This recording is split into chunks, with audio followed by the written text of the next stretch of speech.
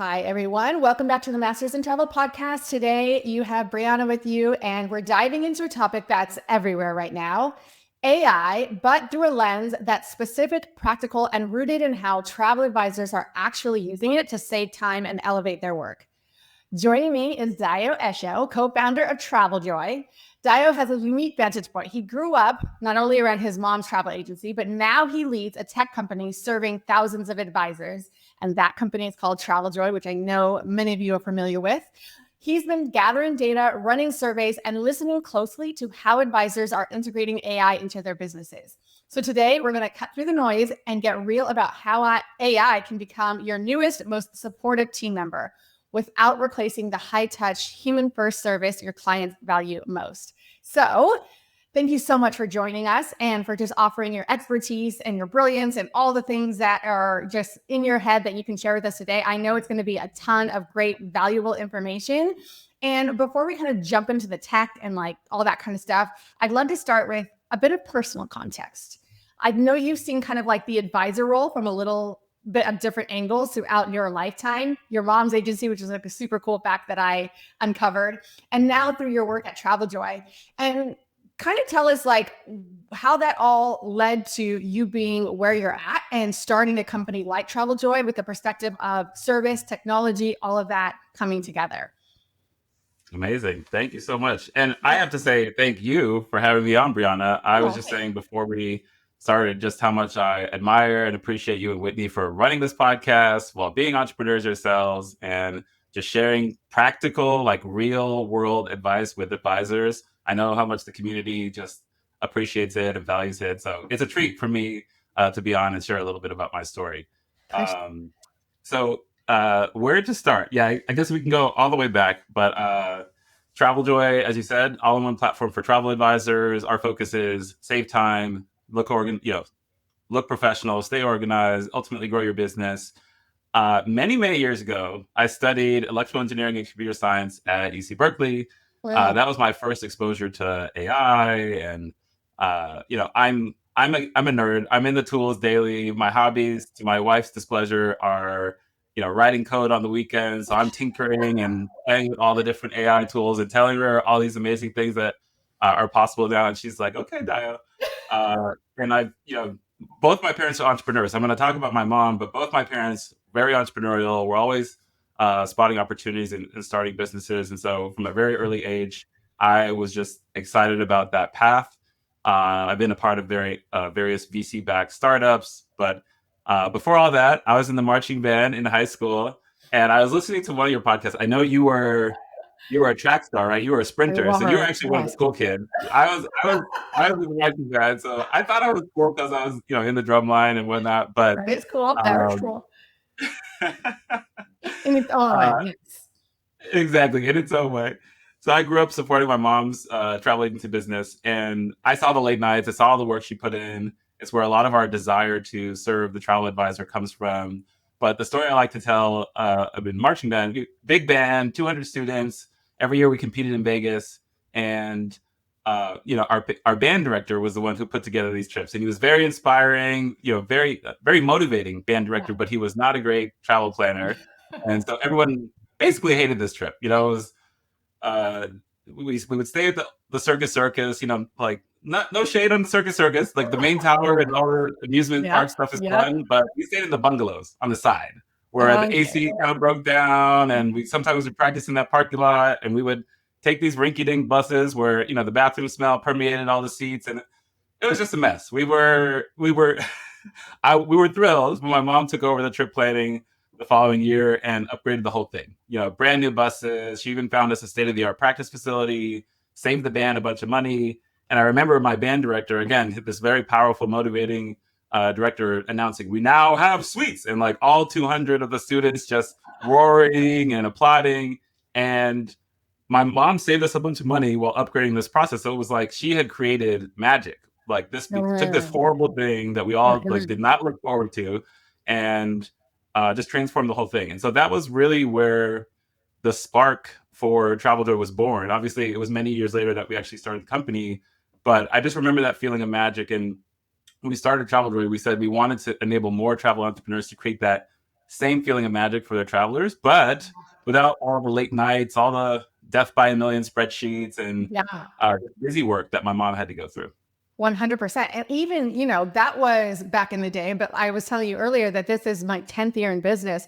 And I even remember the iterations that like the tech has seen in the last 10 years and where I started and trying to literally do, I want this to look beautiful and, organized. And I'm just going to open up Google Docs or Excel and, here we go. One by one, let me add my lines of, in this short amount of time, which 10 years is not super short, but it is to see that huge evolution that we have been a part of even since I started. Like, I could not imagine, thank God I didn't even have a lot of clients in year 1 and 2 because there would be no way. So there has been such a beautiful evolution in what we have available to us, and no small part to companies like TravelJoy who understand really what we do on a day-to-day basis and also have that nerdy side to then be like, how can this be easier? How can this be better? Because,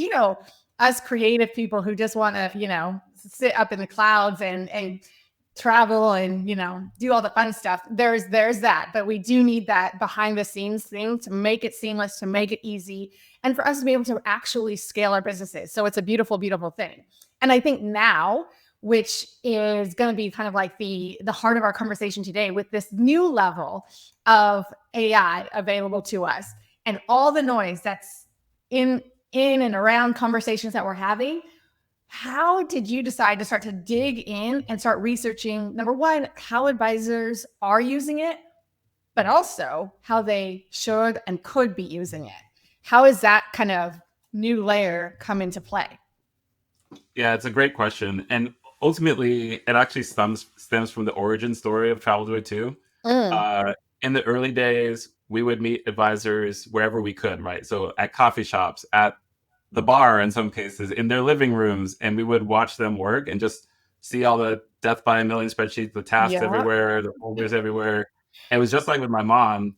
And the thing we couldn't shake was 80% of the effort is going into these things that are actually not the curation, not the leverage generating or the revenue generating or the special touches with the clients. It's copying and pasting things. It's like millions of tabs open. Yeah. It's emails and tasks everywhere. And so that was really the heart of our vision, was how do we flip the model from 80% busy work to 80% curation?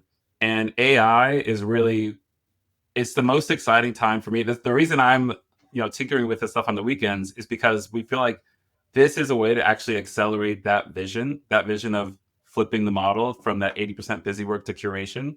And we're just seeing so many of our members, so many of our advisors asking us questions about how they should be leveraging it, how to best get out, like what are other advisors doing? And so it was just a natural evolution for us with our vision and wanting to be that tech partner for our members to say, hey, it's on us. Like, they have enough on their hands of serving their clients. How do we be their tech partner and be leading the charge on where AI is going and helping them adopt it, and bring that into their workflow? And so that's where it all came from. And actually, when we were sending out our survey for features for next year and what are the most impactful things that we could be doing for your business, AI came up. And so it was this natural opportunity to survey them at that point. I love it. And so you kind of went back to your days of meeting advisors at the bar and in their living room, but with a little, you've upgraded a bit, right? So now it's like online surveys and whatnot, but you're still kind of being like, okay, what are you doing? How is it working? That could be more efficient. That could be more effective. And so were there any surprises, I guess, with how you see advisors using AI and not, because there are always going to be people who are just like, no, I am sticking my foot in the ground. There is nobody that can think like me, do things like me. And you're like, okay, well, see you later, but whatever. I'm getting off topic. But what surprised you, I guess, when you started doing the surveys and the feedback started rolling in terms of what you were seeing or any trends or things that you were noticing? Yeah, I would say the adoption that we've seen with at least TravelJoy members is actually exceeding where we thought it would be. Oh, good. And so I'm gonna rattle off a few stats. Like we thought AI was actually in terms of readiness and adoption for just the travel advisor community, we thought it was maybe a bit further out, but it's not a distant future. Like it is already shaping advisor workflows today. And just to rattle off a few stats, so Yeah. 60% of the advisors we surveyed are already leveraging it for client communication and emails. Over 50% are using it in some part of their research process. Over 30% are using it for things like proposals and itinerary generation. And then um, around 25% are using it for marketing related activities. So it starts to, this entry point is basically communication. And Mhm. then as advisors, basically, the three trends that we've seen is basically they start with this general purpose tool like a chat GPT, and then they move into something more specialized. The second trend that we see is basically advisors using AI as a basically as a first draft. And we like to say co-pilot, not autopilot. And that's really Very how we're effective. trying to remove it. And Mhm. then the third way that we're seeing is actually those AI skeptics that you talked about. We're actually starting to see conversion around people who said, you know what, I didn't think it was going to be as impactful, but we're already seeing that. So I'm happy to dive deeper in those trends, but that's kind of high level of what we're seeing. Yeah, I definitely feel because I remember, when the conversation first started in Facebook groups and stuff, 6 months ago, 8 months ago, how are you using it? What are you doing? Blah, blah, blah, blah, blah. And there would be those people who are like, nobody can replace me. I don't want my clients talking to a robot. And I'm like, I just want to just kind of peek back in and say, what are you saying now? Because, and yeah, I mean, honestly, it's a day by day, it's moving so fast that honestly, even if you did say that 6 months ago and you changed your mind, like that makes sense because there's so much that we're learning and seeing and understanding, and it's getting better and we're understanding more. And so, it's very fine if you kind of adapt and adopt. But also, I think to your point as well, even in my own usage, understanding kind of like that tiptoe, toe in, like, oh, well, I don't know how to respond to this email. Well, let me have a little partner here that helps me get a first draft going, all the way to like the efficiency of your workflow and how it can touch every part of it and just make you faster, not only more faster, but like more effective in what we're doing. And thinking through that lens of every part of our business and where it can help. Is there any kind of like creative ways that you have seen advisors using AI where you were like, okay, you're kind of like ahead of the curve there? Totally, totally. So on that first trend of and I do want to touch on one thing that you said with the advisor who was like, AI can never replace me. I do agree with them to some degree, right? So I don't think the future is advisor or AI. I think it's advisor empowered by AI.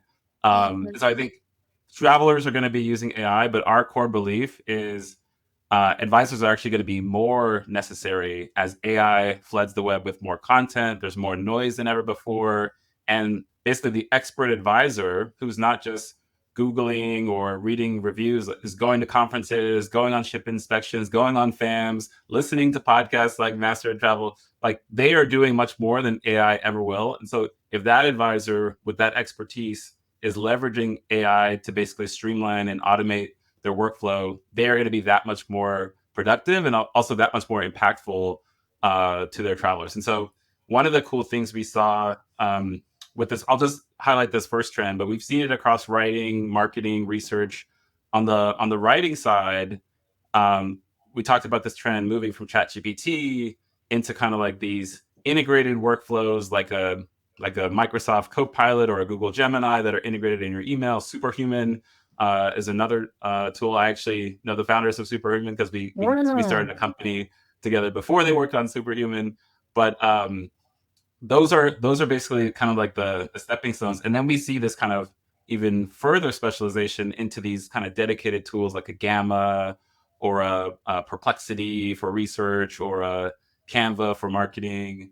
And so if we zoom back, I know I'm all over the place because I'm so excited about this, but if we go back to this writing example Yeah. use case, kind of the simple step is take this email, rewrite, clean up this email for clarity and tone, keep a friendly voice.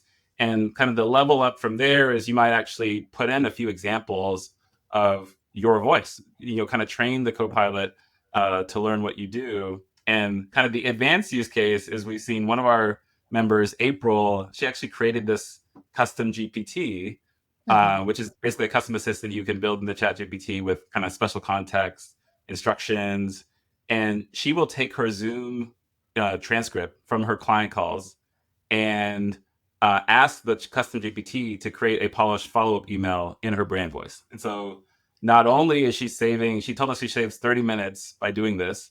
Not only is she saving that time, she's elevating her client experience so that right after the call, the client is getting this polished email with exactly what the next steps are. The client's not sitting there wondering. And so it's kind of this double-edged, like time savings plus client impact, which just makes her client experience that much better.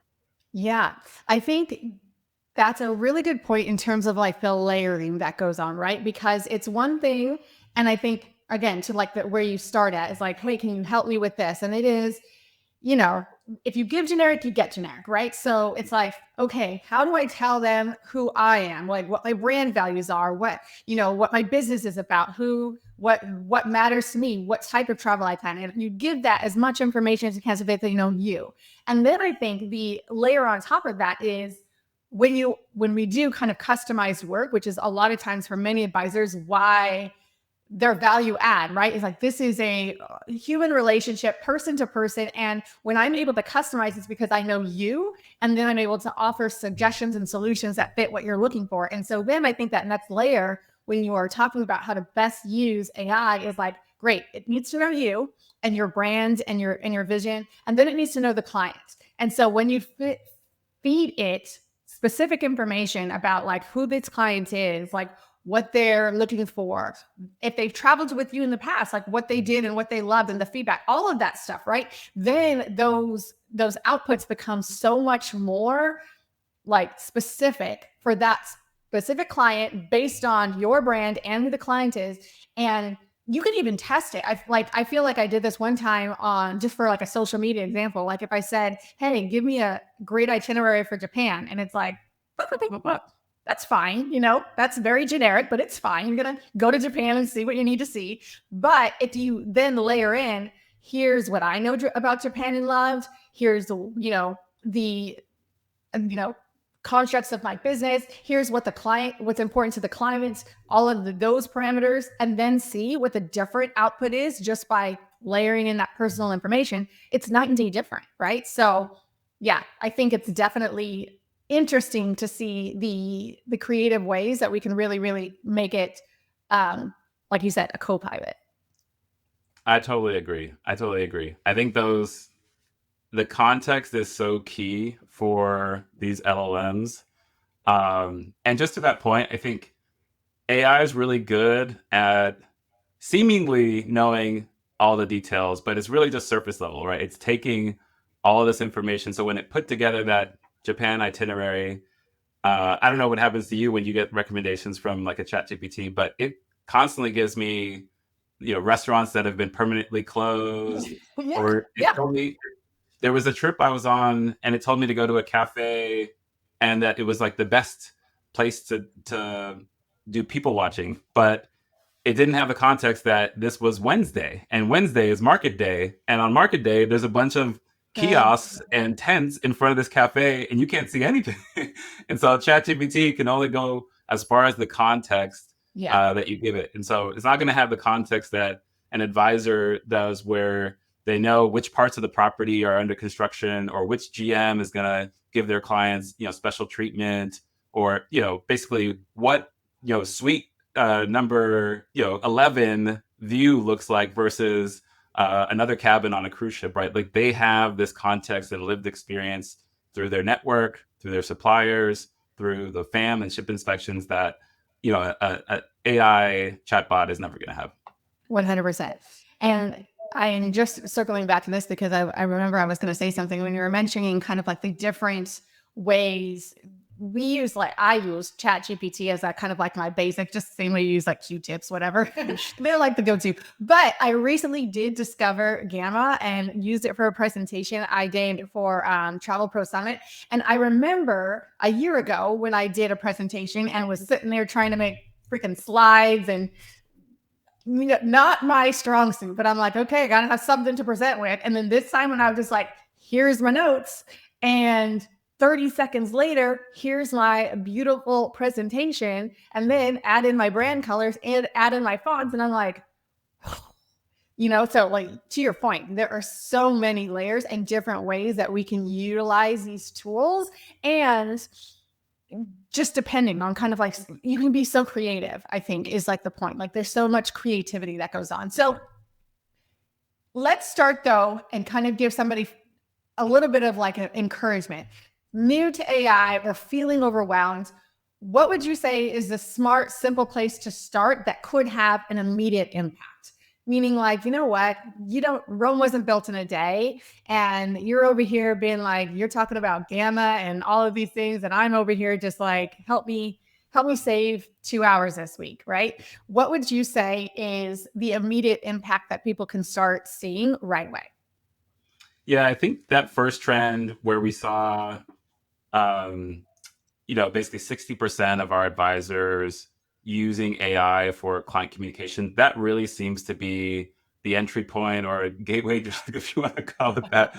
It's really it's the easiest thing to do, right? Because you are able to copy and paste your message, drop it into something like a chat GPT and ask it to clarify your tone, to make it more concise, to make it more professional, especially if you're having a heated conversation with a supplier or a client. You can type what you really feel, and Brilliant. So then brilliant.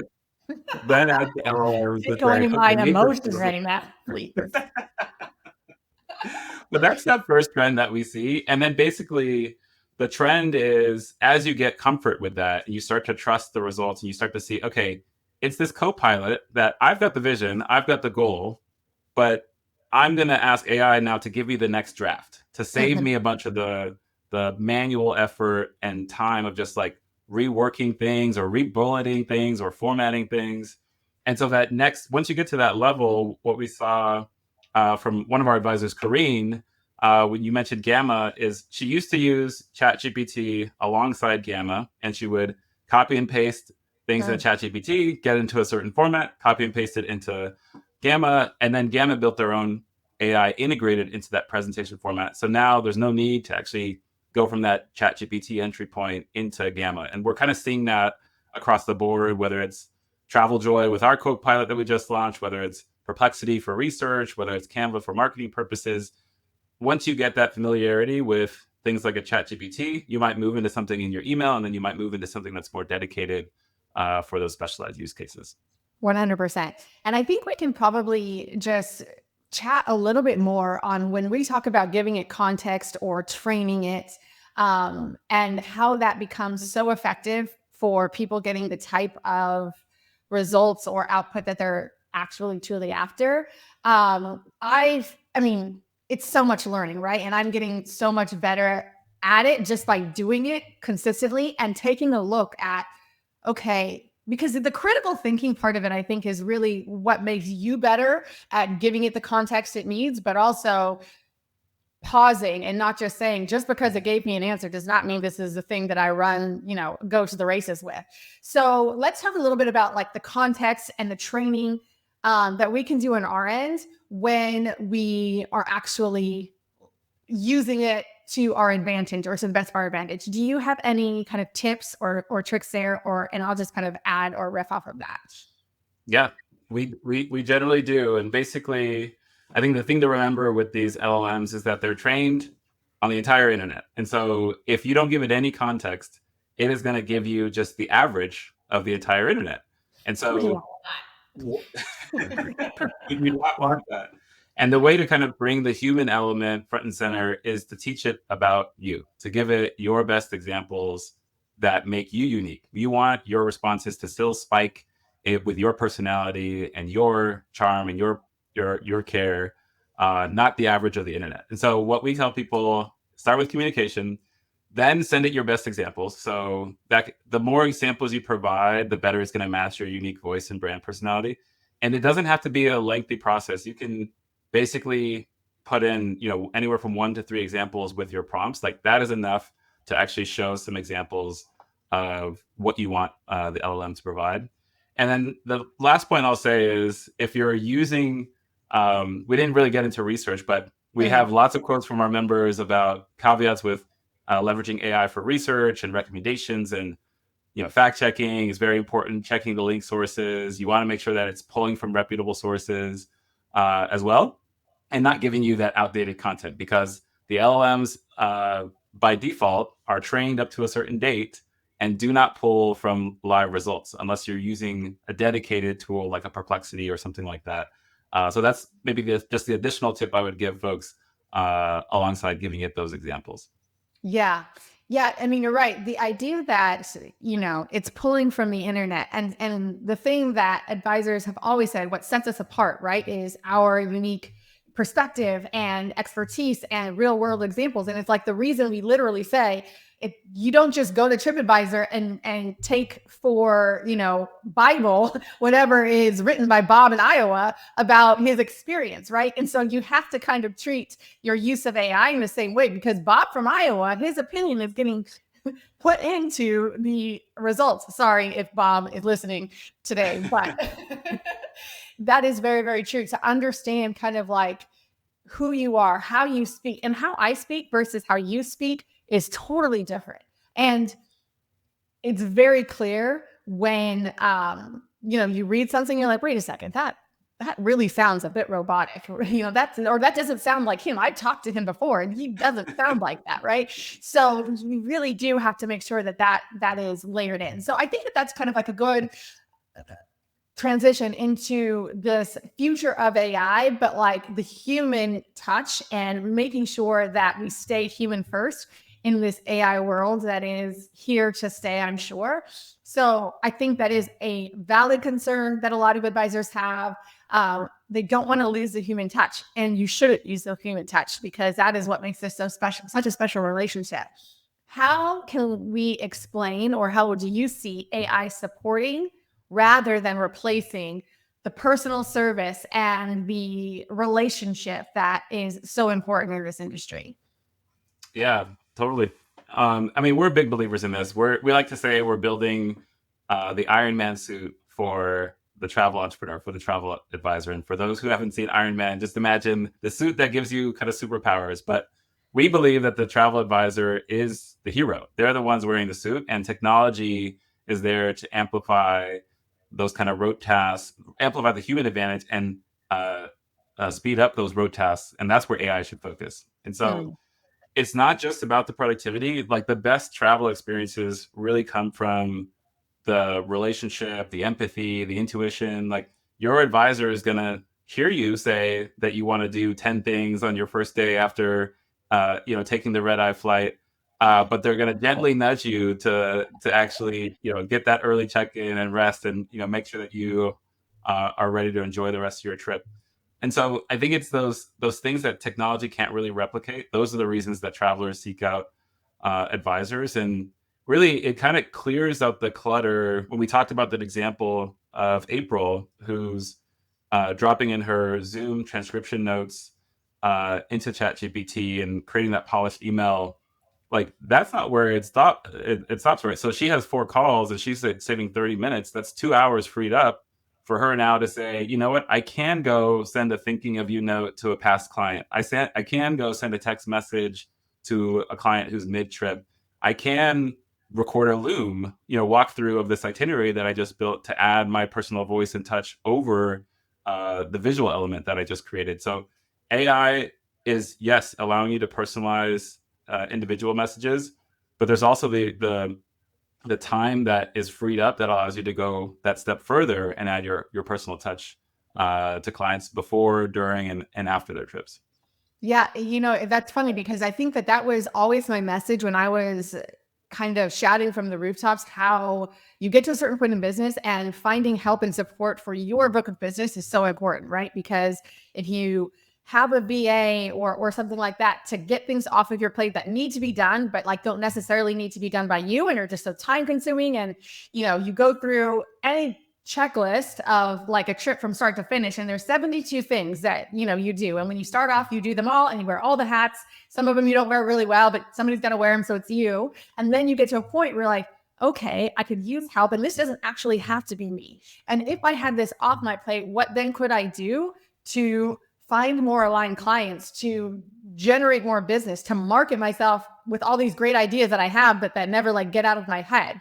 And I think it's the same way that we think about when you're starting to use AI. It literally is help in your business to do those things and those tasks that free your time and free your plate for you to do more revenue generating or just higher level work that really makes the difference. Because there's all those things that like, they just got to be done. Do they need to be done by you? And I think that that's exactly what you're saying. Yes, no more spending hours copying, pasting, reformatting, bulleting, doing all those rote tasks. That should be left to the machines. Yes. So let's just talk briefly then about the future of AI and travel as you see it. What's going to be, either right now and or where you're seeing it going, the advisor tech relationship? How is that going to evolve? Like, what's it look like now with TravelJoy? And what do you see kind of like possibly in the future? Yeah, so I mean, we were blown away by the stats that we saw in the adoption of advisors so far. That is obviously going to continue. We at TravelJoy, we just launched an itinerary co-pilot, which is aimed at basically the exact stuff we were just talking about. We kind of break it up into an assistant, a researcher, an editor, and basically just like those things that took you forever shouldn't be slowing you down. So our vision is you're going to be able to go from call notes with your client while you're on the call with them to bring the trip to life, watch their eyes light up, potentially even close them while you're on that call. No more, waiting days to send them that first proposal or that first quote. Like that should be an instantaneous interaction. And so that's the future that we're imagining. And she's so sweet, Laura, one of our members, she sent us this quote. And she's like, I didn't think that I was going to be really impressed by the itinerary co-pilot, but it basically exceeded my expectations. I took my email notes from a chain and it basically created this itinerary that I only had to make minor edits to. And so that's the future that we're seeing, from call notes to instant quote.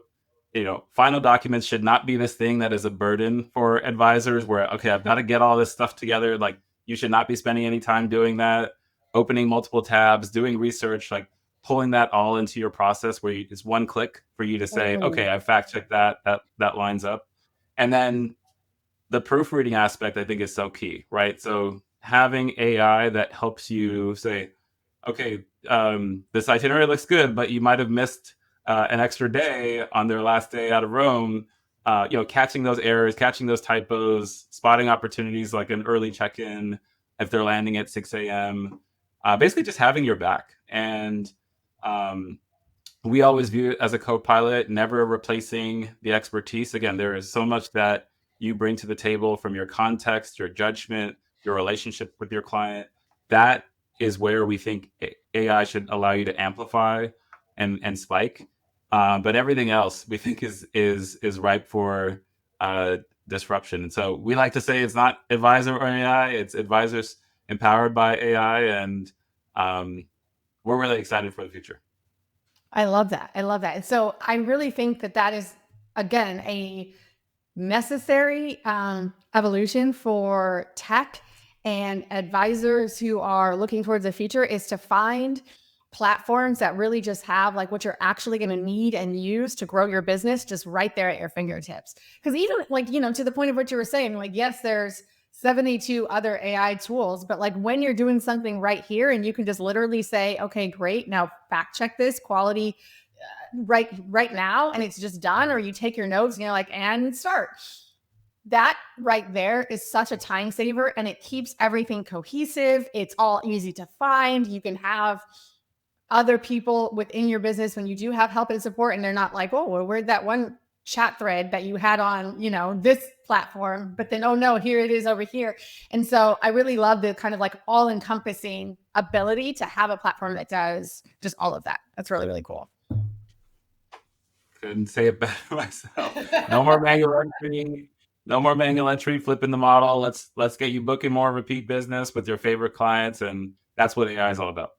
Yeah, absolutely. And I think it does take somebody who, like I said at the beginning, understands and is nerdy about the tech, but like understands this industry and gets like what it looks like on a day-to-day basis to be successful and to grow and to scale. So I think that that is the beautiful like overlap that you have found, which is really great. As we wrap up, any final advice for advisors who are exploring AI, but truly trying to stay grounded and intentional with what they do and, you know, Absolutely. Yeah. So something. I'll give a few things. I know I probably sound like a broken record, but I would say if you're leveraging AI for research, that is, I would say, definitely prefer tools that give you citations like a Perplexity or visit those links to verify the facts and make sure, resources like travel.gov are generally better than something like a Bob's travel blog. But, take both. That's where your judgment comes in. I'd also say privacy concerns. So if you're putting in client data into public LLMs, make sure you have those privacy modes on so that you're not using client data to train LLMs. So you need to be clear on what data is shared and used to train the models. And then we talked about those examples. The more you give AI examples of your best writing, your best emails that you've closed clients with, the more your tone, your nuance, your brand voice is going to come out. And, technology we think should be there to give advisors superpowers, and basically superpowers where they want them, making sure that they stay in control along the way. And so, as you can tell, we're super excited about the potential that AI has. We've been building TravelJoy with that vision of how do we flip the model from 80% busy work to 80% curation since the beginning. And we think we're at this inflection point where we actually can accelerate that. We think there's a real opportunity to make advisors 10 times more productive and basically get back to the core of, what brought them into travel planning in the first place, right? They didn't get in to be working in a bunch of spreadsheets. They got in to be curating these trips and actually experiencing the world and letting their clients experience the world for the first time. And so that's what we're excited about. I will stop there, but really appreciate the opportunity to share my thoughts. I really appreciate hearing them because, I talk to a lot of advisors and I think there's about 2% who love a spreadsheet, and I am not one of them. So I appreciate what you bring to the table, and I appreciate you being here today and sharing just thoughtful, practical insight. I really think this episode is going to help advisors feel more confident and who are curious about how they can use AI to support their business without compromising the personal service that sets them apart, which is, I think, the name of the game. So thank you so much for being here with us and for sharing your brilliance. I appreciate it. Thanks, Brianna. I really appreciate you and Whitney. Amazing. Thank you.